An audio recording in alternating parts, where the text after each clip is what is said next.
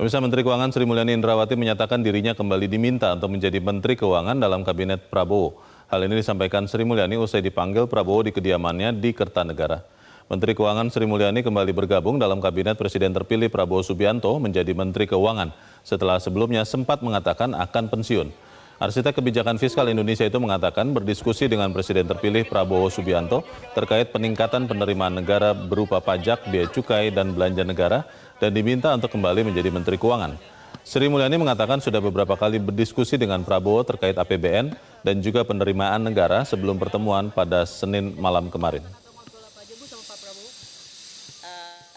Saya dengan Pak Prabowo sudah beberapa kali ya, tentu saja briefing untuk keuangan negara APBN, karena selama beliau transisi dan pada saat kita menyiapkan APBN 2025 kan perlu untuk mendengar apa-apa saja yang memang menjadi prioritas dan arahan dari Presiden terpilih, Wapres terpilih. Jadi kami selalu konsultasi, kemudian kita juga berdiskusi mengenai berbagai langkah untuk memperkuat Kementerian Keuangan dan Keuangan Negara untuk bisa mendukung program-program beliau.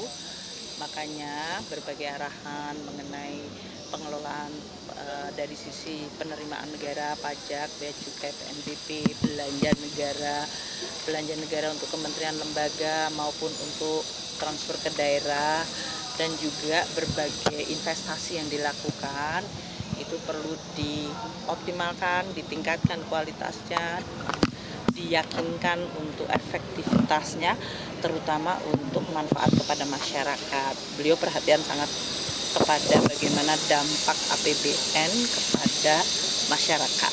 Itu menjadi tekanan beliau. Jadi kita diskusi cukup lama dan panjang ya selama ini dengan beliau, dan oleh karena itu pada saat tunggu pembentukan kabinet beliau meminta saya untuk menjadi Menteri Keuangan kembali. Bu, kan penambahan nomenklatur ini tentu bakal merombak APBN juga ya. Itu dibahas juga nggak Bu tadi di dalam?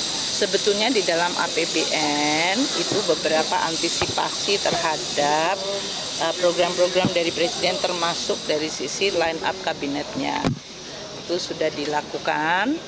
Kita akan membantu semaksimal mungkin untuk kementerian-kementerian yang mengalami perubahan untuk nomenklaturnya maupun dari sisi pembagian tugasnya, supaya mereka tidak membutuhkan waktu yang lama untuk bisa bekerja secara lebih. Jelajahi cara baru mendapatkan informasi. Download Metro TV Extend sekarang.